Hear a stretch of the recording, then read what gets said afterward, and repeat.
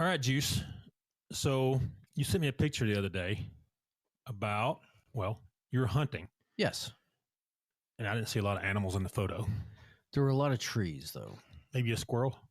There was 2 squirrels there. So you'll see armadillos out there too, all over. I didn't see the armadillos, Right. but those 2 giant squirrels made their presence known. Did you shoot one? I wanted to. Sometimes you get bored and want to just blast them. So Those 2 would have made a fine meal. They were big. right. So what? I haven't hunted in Alabama or anywhere. I just started this year. I shoot coyotes. I hunted in high school, and then went in the Marine Corps, and then I've been hunting maybe a couple of times since then. Right. But now I started hunting again, trying to get all my guns worked out and ready. But I was out with a crossbow. So people I know that hunt with crossbows are typically in wheelchairs. Yes. I was not in a wheelchair. Not in a wheelchair? No.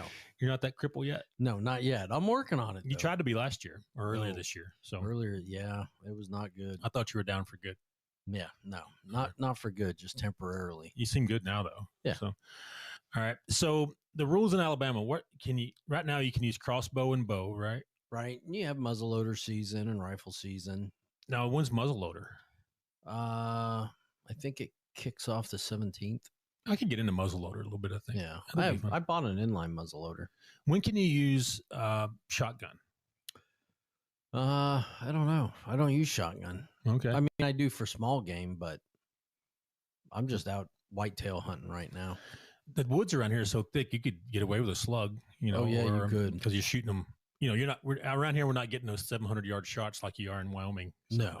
And where I'm hunting now, a buddy of mine, Ken at work, got me hooked up with a lease.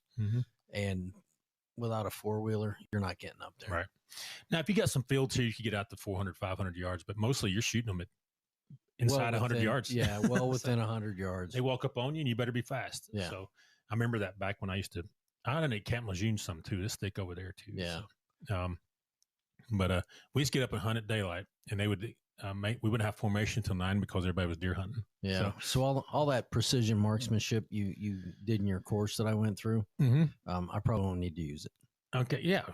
You could hit them over the head with something around here. So, but yeah, deer hunting, I haven't done it in years. Now we got a family of them that live around us here. But that's a family now because y'all gave them names. Right. My wife named them. Yeah. So now they're no longer game animals. We got They're Bucky. pets. We got Rudolph. We got all the things. Those even though pets. that's a reindeer, not a whitetail. But So anyways, I'm not going to come down here and hunt them. we do. They need to be cleaned out a little bit though. Then I may stop by. It's bad to let them they eat all the food up and then they start looking like crap. So they need to get thinned out some, but that's, somebody asked me the other day, why do they need to thin them out? And I was like, they eat all the food in one place and it gets territorial and they don't have enough food for each other and all those things. I don't know if you're going to get away with that with your wife. No, I'm not. So she don't like deer meat either. So, oh, that's a shame. I like jerky. I said, you should try, she don't like jerky either. My daughter loves jerky. So my wife's picky. She's a picky eater, man. So, but she's from Alabama. She likes biscuits and gravy. Okay. And stuff like that. But deer meat, I don't know. She likes steaks, hamburger. But you like venison. I do. Yeah. I like it if it's prepared properly and all that stuff. Well, if I get some deer this year, I'll have to bring you down some venison. Me and my daughter will eat it. Yeah. So, good. Reagan, she likes. Okay. She'll try anything. She may not eat it again, but she'll try anything. So she hasn't had deer meat yet. So I'll bring you some back straps or some steak or ham or something. We'll grill them up. Yeah. So, all right. Again, we started out with a topic that has nothing to do with what our main topic is. It doesn't matter because we have a good time. We do have a good time. And people listen to us. It's crazy that they do. You're a redneck from Pennsylvania, and I'm a C student from Fife, Alabama. Yeah. So people listen C to us. equals degree. That's right. But Anthony Boyd, Alabama put him to death. He was on death row. Hopefully, they just didn't put a random person to death. But he was on death row just before Halloween. They put him to death. All right. We're going to read a little bit about him. But the headline. Juice. You want to read these things? I'm going to start making you read these things. There's so much pressure. It's more fun if you do it. There's a lot of pressure on this side of the desk, Juice. That just gives me ammo to sit here and mess with you. That's right. CBS News, Alabama executes inmate with nitrogen gas for 1993 murder over $200 drug debt. Now, this is a brutal murder. So we get into that. It's pretty brutal. All right. An Alabama man convicted of helping burn a man alive in 1993 over a $200 drug debt was executed by nitrogen gas on Thursday. This was on October 23rd. Anthony Boyd, 54, was pronounced dead at 6:33 p.m. local time at William C. Holman Correctional Facility up in there. Authorities said the execution was carried out by nitrogen gas, a controversial method Alabama began using last year. Alabama tested the method for the first time on a condemned inmate in January 2024. We'll stop there and talk about nitrogen gas. I don't see why it's so controversial. Right.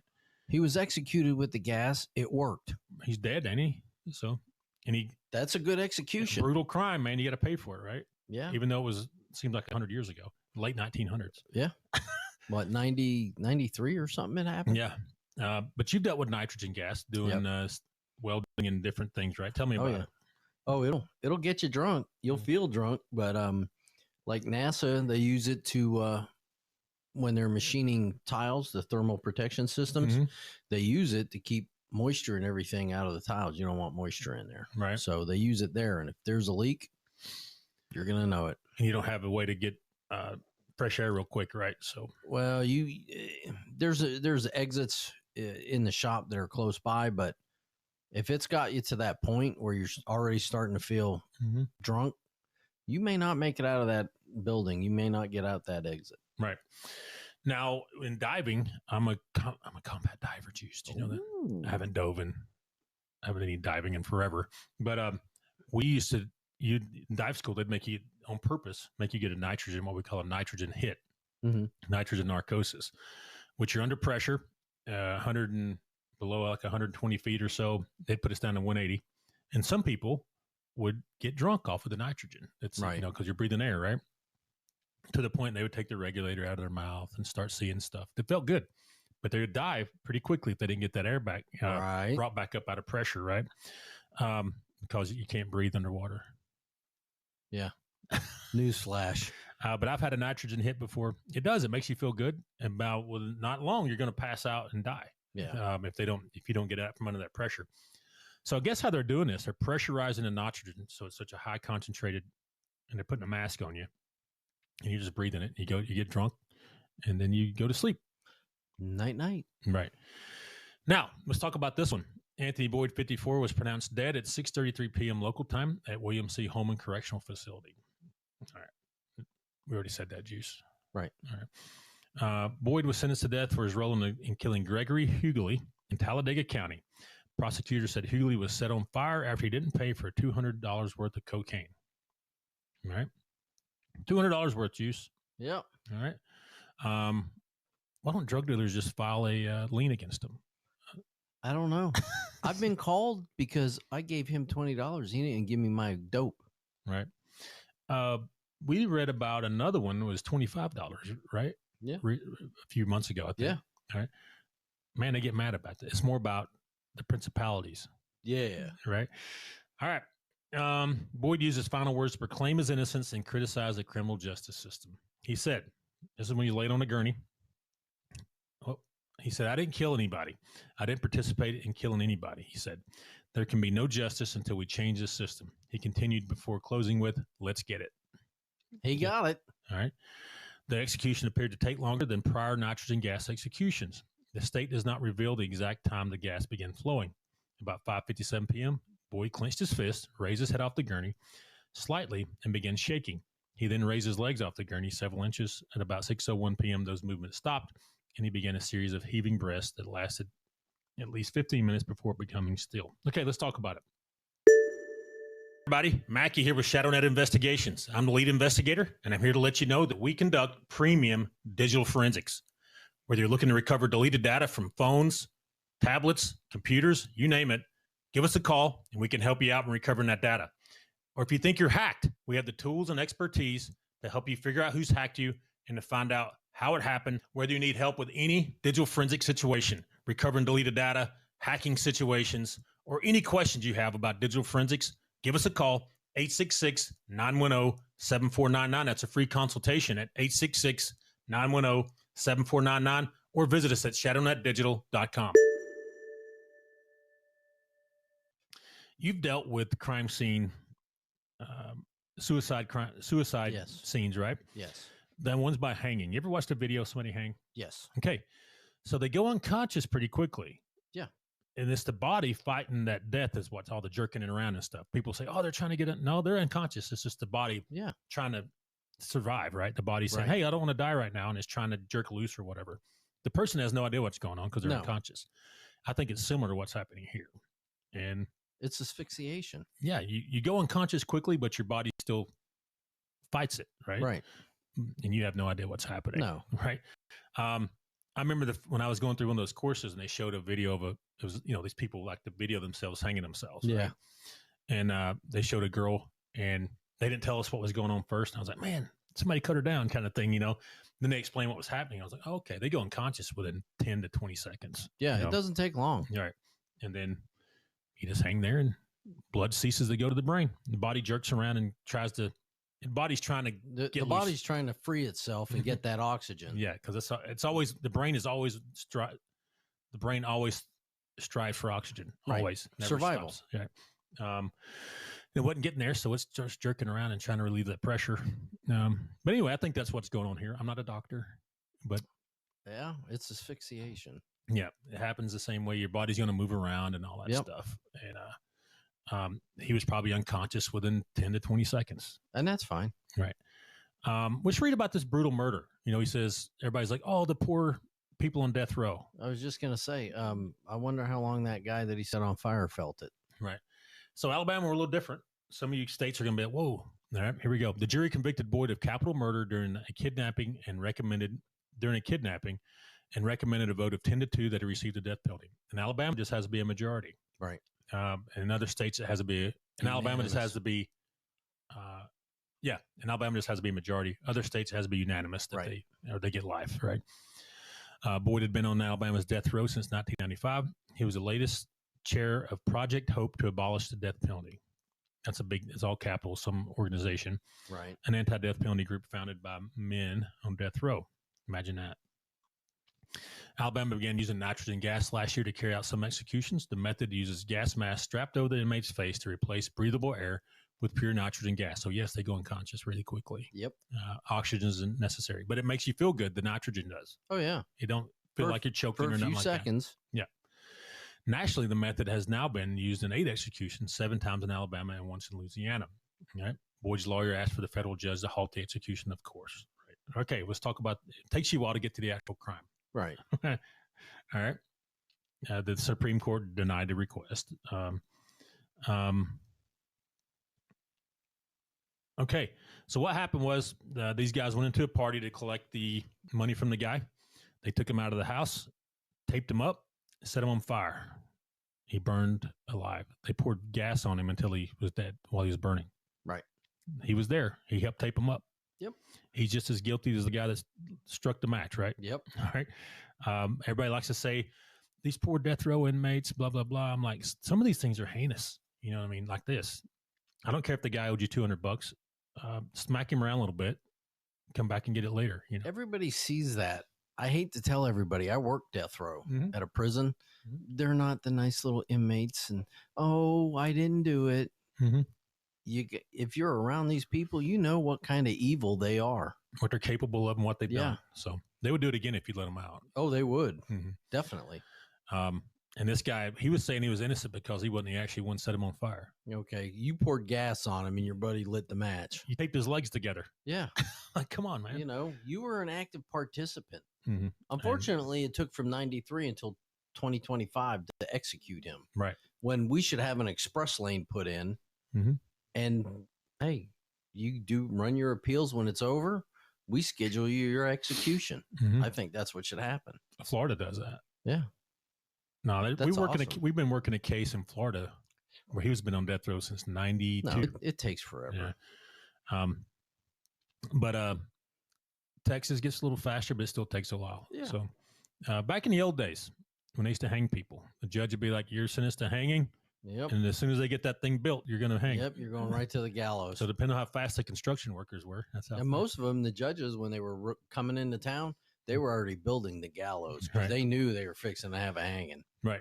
You get kill people at the stagecoach or whatever crime, raped a girl or whatever the crime was. Yep. And some of them weren't fair. Some of them were kind of rushed, I believe. Right. You didn't get a chance to appeal it to the Supreme Court. But yeah. I think we should have some appeals, right? I think it should get scrutinized and looked at. But if it shouldn't take so long, though. But if 3 roomfuls of lawyers and other detectives say, "Yeah, you did that," well, I trust them. Do you? Yeah. Judges, lawyers, whatever. Unless they're all corrupt. That's happening. Our judicial system has become corrupt, Jews. So, yeah. Or if it's in Wetumpka. Right. That's a corrupt place down there. Oh, yeah, it is. We talked about that. I've dealt with them, man. It's a special place. Don't ever, if you're going to commit a crime, don't do it in Wetumpka. Yeah. Alabama. So don't even drive through there. Right. Speeding tickets turn into disasters down there. So, all right. What are your thoughts about this? Should we use nitrogen or should we go back to the needle? Should we use firing squad? What do you think? I don't care what they do as long as they execute the individual. I want it to be humane. I don't think we should chop them up piece by piece or nothing. But I'm one of those. This is me not being liberal or conservative, or I'm very conservative. If you set somebody on fire and you kill them like Boyd did, we should do the same thing to you. Tie you to a tree, pour gas on you. Yeah. And then strike the match. I volunteer to do those executions. There's some people out there, they have a conscience. I don't have a conscience. Right. When you're one of those people that did that, pure evil. I absolutely have no qualms with doing the same thing to you. I wouldn't lose any sleep. Right. None. Yeah.